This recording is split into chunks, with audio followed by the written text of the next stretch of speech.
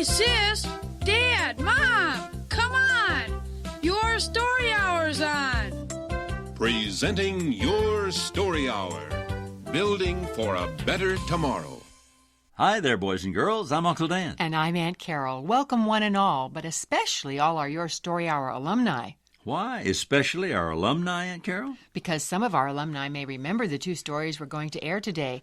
They're from the earliest days of our broadcast. And as Your Story Hour has already been on the air for way over a half a century, why, that makes these stories pretty old. Won't they sound a bit dated? Well, yes, but it'll be fun to hear what some of the earliest stories were like, and good character traits like honesty and obedience are never out of date. I like that. Of course, the boys who took part in these stories are adults now. One became a teacher and one became a professor at a university in Michigan. I imagine they've even retired by now. Probably so. But enough of our chatting. It's time for our first story, a true one that took place sometime between 1895 and 1905. It's a story called The Empty Gun Barrel.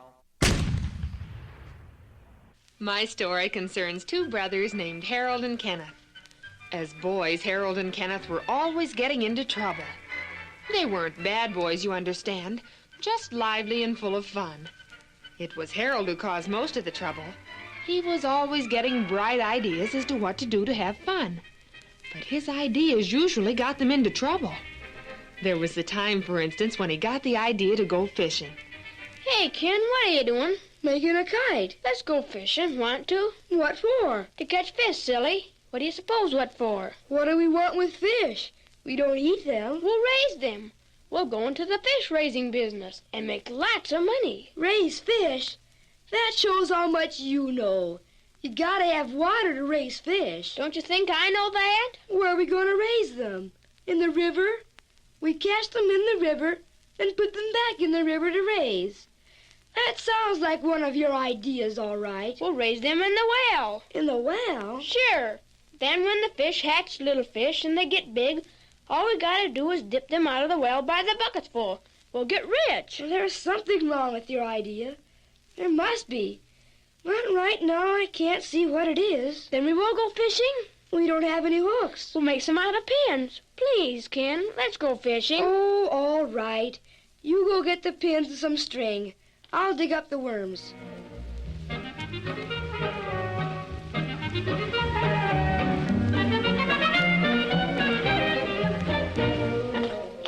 I bet we'll make hundreds and hundreds of dollars on our fish. I bet we'll get a whipping. Why will we get a whipping? I don't know why, but we will.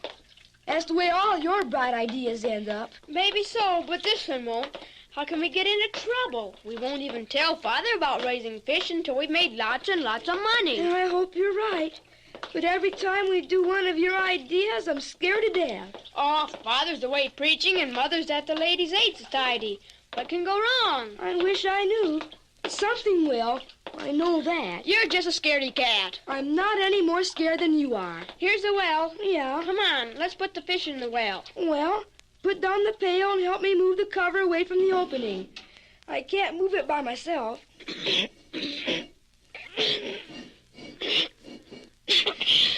Whew, but that's a heavy stone. Can you see the water down there in the well? Just wait a minute until I get stooped down.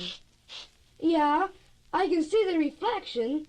It's about half full of water. Move over. Let me see, too. It's dark down in there. Yep, it's about half full. Let's dump the fish in. You dump them in. Okay, I'm not afraid. Get up then, so I can. Oh, look at them fish. There's our fortune. Oh, look at them. There. Now we'll soon be rich.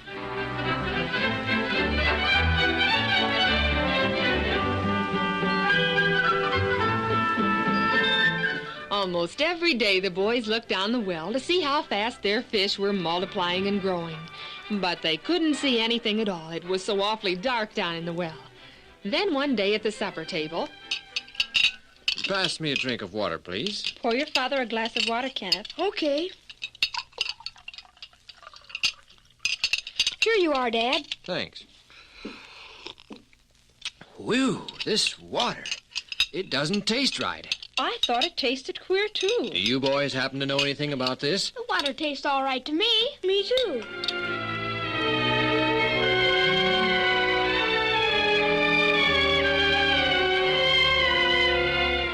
Several days went by. Then again at the supper table. There is something wrong with this water. It gets worse and worse. Are you sure you boys know nothing about this? It tastes all right to me. Maybe a rat or something fell in the well and drowned. That's what it tastes like, all right. Well, boys, tomorrow we have a job to do. We'll clean out the well.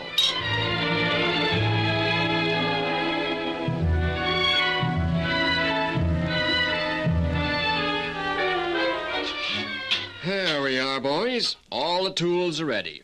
We'll move this cover off the well and start cleaning. Come on. Okay. That's a heavy cover. There. Oh, it smells awful. Whew, it sure does. Something must have fallen in and drowned. Smells like fish to me. Fish don't drown. No, but they... Kenneth, do you and Harold know anything about how fish got in the well? Well, Father, that is that... Just as I suspected. Why did you put fish in the well? Harold thought that, we thought that we would raise fish and get rich. Don't you know that fish can't live in a well? No, sir. Harold, go to the willow tree and bring me a stout switch about so big around and so long. Me? Yes, you, at once. What for? I'm going to punish you for putting fish in the well. But please don't whip us, Father. Son, your mother and I have tried to bring you boys up to be good boys. We've tried to teach you obedience, to be upright and honest and fair in all that you do. Sometimes it seems that our lessons haven't done much good. It seems the only way you can learn is through the hard school of experience, with a switch. Please don't whip us. Son, do you think I enjoy whipping you? Well, I don't. In fact, whipping you hurts me as much as it does you. But don't whip Ken. It was all my fault, not his. Kenneth, is it all Harold's fault? No, sir. It was my idea. You didn't have to put the fish in the well, did you, Kenneth? No, sir. Harold didn't make you do it? No, sir. Do you think you deserve a whipping? Yes, sir. If Harold deserves a whipping, I do too. Harold, do you deserve to be punished? I'll go get the switch, sir.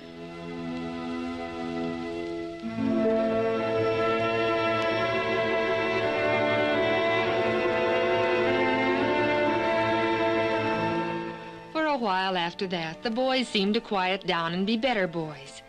It seemed that at last they were learning the lessons of good behavior that their mother and father were trying to teach them. Then one day, when Father was again away preaching, Harold had another of his bright ideas. Hey, Ken, let's go exploring. Exploring? Where? In Africa? Oh, of course not. We'll go exploring down in the old dry gulch. We found an Indian tomahawk there once, remember? Yeah, but there isn't anything more there to be found. I bet there is. We can dig and see what we can find.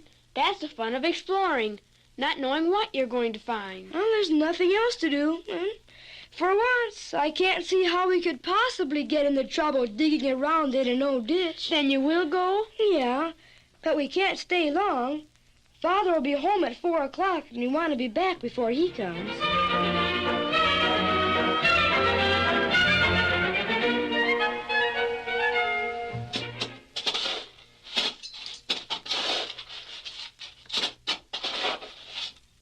I hit something. What? I don't know. I don't have it all dug out yet. What do you think it is? I don't know. Look, it's a gun. It is, isn't it? I bet it's the very gun Kit Carlson used. Oh, it isn't either. How do you know it isn't? It just isn't. Well, what are we going to do with it? Play war. Play war with one gun? Sure. Let's make war against the pigeons on top of the barn. Actually shoot them. You mean really shoot them? With that gun? Sure. That gun's old enough to be your grandfather.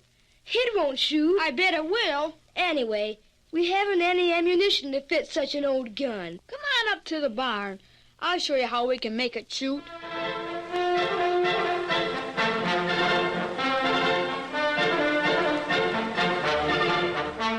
There.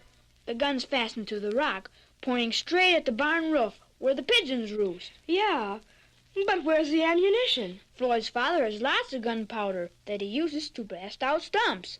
We'll stuff some of the gunpowder down the barrel, then put in some bolts and nails and things like that for the shots. Say, maybe you're right. Anyway, it's going to be lots of fun. Come on, let's go to Floyd's and get some of that gunpowder.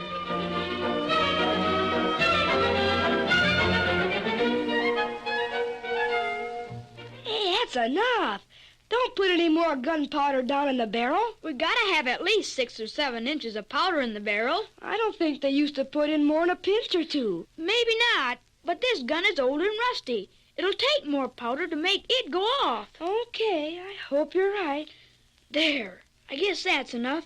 Hand me those nails and bolts and stones. I'm going to fill this barrel clear up to the top.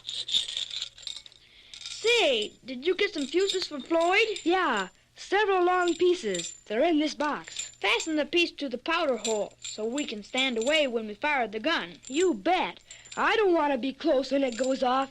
I don't trust that old gun. Afraid? No, just want to be safe, that's all. There, the barrel is filled almost to the top. Have you got the fuse fastened? Not yet. Uh-oh, it's too late now. There comes Father down the road. He'll never let us fire this gun. You're telling me? Say, I know what let's do. Let's hurry and fire it before he gets here. But it'll take quite a while to fasten the fuse. We'll fire it without the fuse. I'll light the powder with a match. You'll get killed. Oh, I won't either. You run back there. I'll light the powder, then run too. Hurry before Father gets here. I'm not afraid. I'll light it. You ready? Yep. Let her go.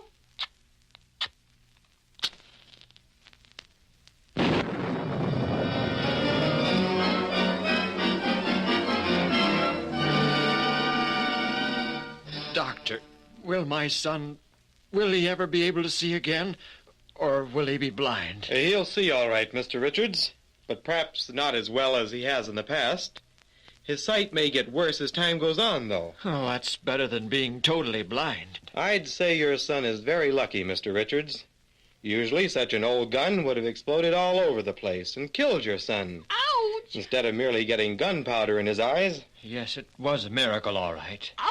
You'll have to lie quiet, son. Else I may not be able to get all these little specks of gunpowder out of your eyes. Then you may go totally blind someday. Oh, Quiet, son. it hurts. Father, Yes, son. I've learned my lesson. Ouch! I'll always obey you and Mother. Mother'll be very happy to hear that, son. And so am I. Ouch! Just a few more seconds and I'll have them all out, son. Obedience always pays, son. Yeah. Ouch! Oh! Ouch!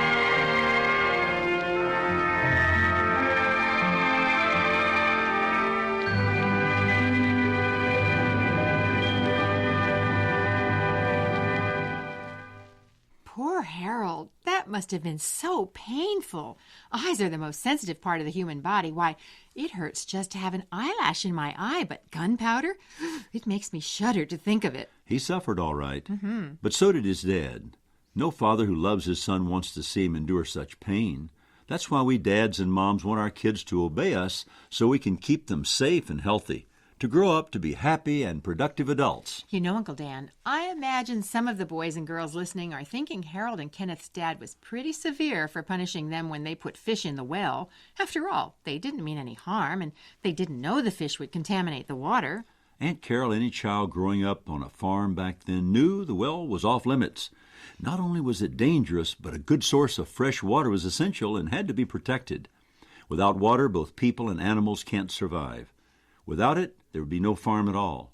On top of that, they lied when they said the water tasted fine to them. Oh, that's true. Well, I'm just happy to know Harold survived his experience with that old gun. He could just as easily have been killed. You're right, Aunt Carol. Guns are weapons, not toys. They should only be handled by trained adults and stored unloaded in a locked cabinet apart from where the ammunition is kept. Remember, boys and girls, never, never play with guns, even if you believe they're empty. We don't want you to harm yourself or anyone else. Amen to that. Now, Aunt Carol, I believe it's time for our next story. Does it have any guns in it? No, Uncle Dan, no more guns today. But it's about a boy whose bad habit turned out to be just as dangerous as playing with a gun. I wonder what that could be. Let's get started. All right. Listen now as we bring you the story of The Meanest Man in Town. The story starts with a boy named Robbie Sands. Robbie has a terrible habit of telling lies. And me, oh my, what a terrible habit that is.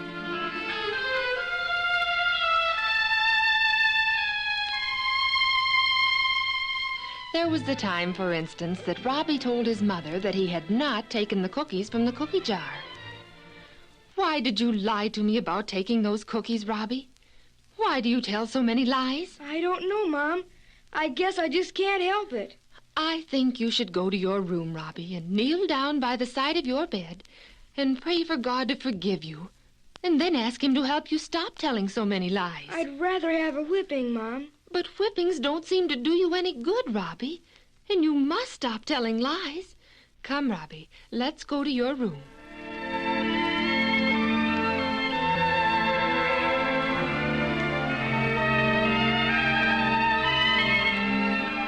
Robbie tried awfully hard, but he just couldn't seem to stop telling lies.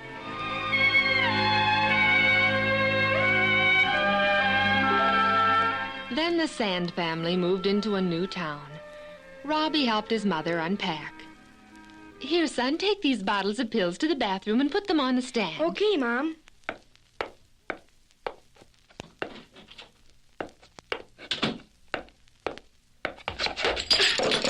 Clumsy me. Uh-oh. The pills spilled out. Guess I'd better put them back in the bottles. Which bottles do they go in? I'll put them in this one. It's the emptiest. I'd better hurry before Mom finds out I spilled them.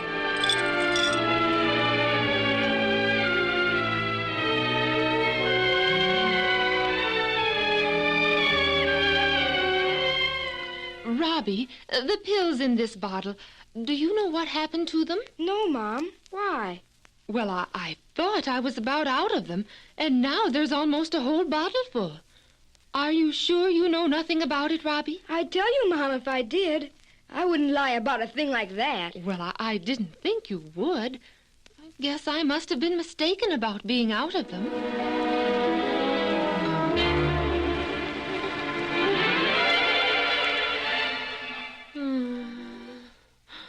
Dad, something's happened to Mom. What, son? She fell down on the floor. Be right there. Mom, what's the matter, Mom? Answer me, Mom. What's wrong here? Oh, Lucy. Lucy. Robbie, telephone Dr. Emershaw. Ask him to hurry.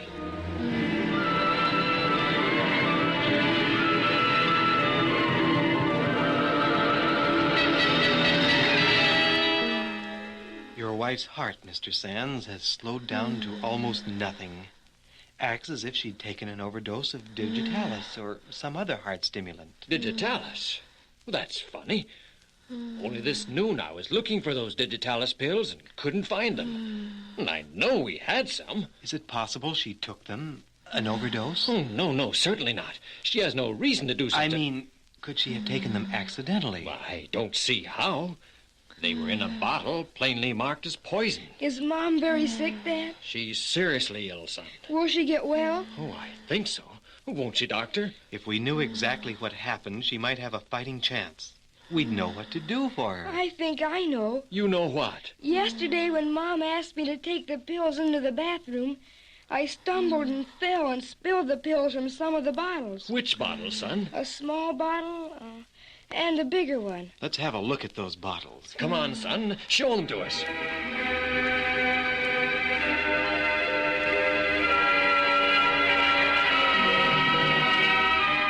This is the bigger bottle, Dad. You put all of the pills you spilled back in this bottle? Yes, sir. Oh, where's the little bottle? It didn't have any pills in it, so I threw it away. Let me see that bottle. Here you are, Doctor. 10 tablets. Your wife had bad blood, Mr. Sands? Why, an occasional boil, yes. The dosage for boils is 8 tablets a day. If she took 8 digitalis pills instead of these... I think we can pull her through, though. Now that we know what happened, I'll get busy right away. Son, why didn't you tell your mother about spilling the pills? I was afraid she'd whip me. Do you realize that if she dies, It'll be your fault? Is Mom going to die? Let's hope not, son. Dad, it is my fault. I lied to Mom. You lied to her? About what? She asked me about the pills. I lied and told her I didn't know anything about them. Son, because of a lie you told, your mother, your own Mom, she may not live. Oh, Dad, I'm sorry. If she'll just get well, I promise I'll never tell another lie. Never. I hope not, son. I hope you've learned your lesson. I have, Dad. And if I were you, son, I'd go to my room. And I'd get down on my knees and confess what I had done. I'd tell God how sorry I am. I'd tell him that I'll never tell another lie. And then I'd ask him to make Mother well again. And I'm sure he will. All right, Dad.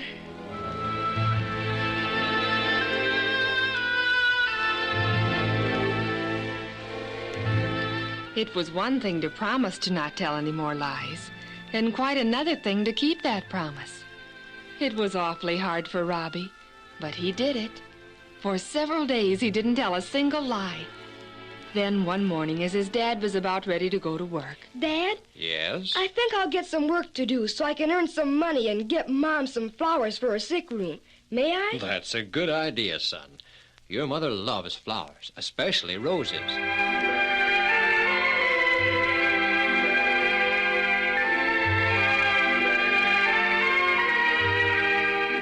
So a little later that morning, Robbie kissed his mother on the cheek and started down the street in search of a job. Any kind of a job that would earn him a few dollars. He'd gone only a block when he met another boy about his own age. Hello. Hello. You're the new boy who just moved in the next block, aren't you? Yeah. What's your name? Robbie. What's yours? Fred. Do you play baseball? Sure, but I can't play now. I'm on my way to get a job. A job? Huh. Does your father make you work? No, I want to work. I want to buy Mom some flowers. Buy your mom flowers? Why spend good money on flowers? Mom is sick, and she loves flowers, especially roses. Say, I know where you can get some roses. Lots and lots of them. All you want. You do? And they won't cost you anything either. Really? Not a cent. Come on, I'll show you where you can get them.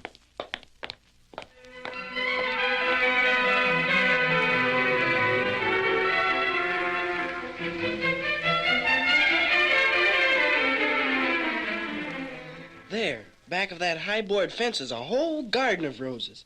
Nothing but roses. Millions of them. I can't even see them from here. Old man Korngorski doesn't want you or anyone to see them. Why? Because he's the meanest man in town, that's why. Oh. But I know how you can see them. How? See that tree over there by the fence? Uh-huh. We'll climb up it. Then we can see over the fence into the garden. Come on, that tree is easy to climb.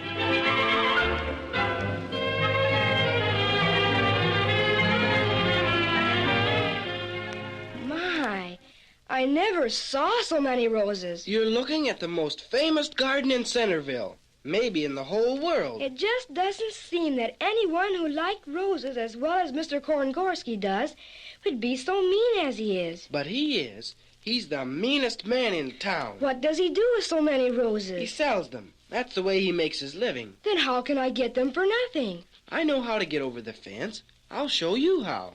After dark. And you can help yourself. Take all the roses you can carry. Steal them? He's got so many he wouldn't miss them. That's not stealing. Yes, it is. And it's wrong to steal. I wouldn't... Oh! Hurt yourself? No, I guess not. For a minute there, I thought you were a goner. Breaking a limb and falling to the ground like that. Wait until I come down and we'll go over to the Diamond and play ball with the fellas. I can't. I'm going to find some sort of job so I can earn enough money to buy Mom some flowers. Hey, there comes old man Korngorski around the corner of the fence. Let's beat it. Run? Why? He don't let boys climb his trees. Is that his tree we climbed? Yeah, and just wait until he finds out you broke a limb.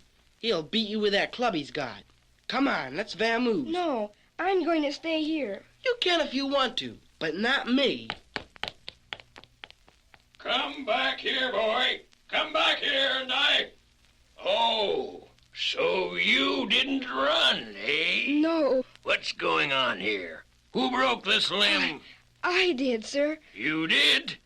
Climbing my tree, eh? I don't allow boys to climb my trees. That's what Fred said, sir. He did, eh? Did he tell you who I am? Yes, sir. He said you're Mr. Korngorsky, the meanest man in town, You knew, who I am? And yet you climbed my tree and broke a limb? I wanted to see your roses, sir. Why didn't you run like your friend did? Aren't you afraid of the meanest man in town? I am afraid, sir. Follow me, boy. Yes, sir. You're wondering what sort of punishment I'm going to give you for breaking that limb, aren't you? I didn't mean to break it, Mr. Korngorsky. Wasn't it punishment enough to stand there and face me when you wanted to run? Didn't it make you sweat to tell me the truth when a lie would have been easier? I used to tell lots of lies, but I almost got Mom killed by a lie I told. So I promised God I wouldn't tell any more lies. And you're keeping your promise. The truth always pays, son. Yes, sir. If all boys were truthful, they wouldn't need to be afraid of me. Why, I like boys. I'd open my gate and let them all inside, if they were honest enough to do me no mischief. But my roses are all I have for an income, and I must protect them with high walls and a closed gate. And here we are, at the gate. What are you going to do, Mr. Korngorsky? Do? Why, I'm going to open the gate and let you go in my rose garden. There she is, boy. Go in and look around to your heart's content. Your roses are beautiful, sir. And when you get through looking around, come up to the shed. I've been looking for a dependable boy to carry my roses to the flower shop and do other odd jobs. And I found him. You. What's your name, son? Robbie, sir. And I could help you every day. I want to earn enough to buy a rose and take it to Mom's bedside. Well, is your mother sick, Robbie? Yes, sir. Very sick. Because of that lie I told you about. And I want to give to the best mom in the whole world a rose every day. A rose from her son. One rose? Only one for the best mom in the whole world? Why not take her a dozen? From both of us. A dozen every day, starting right now. You just go in there and help yourself. We'll talk about work and pay and such things after you deliver a dozen roses to your mom. Mr. Korngorsky? Yes? You're not the meanest man in town. What? I think you're the nicest. Why, you...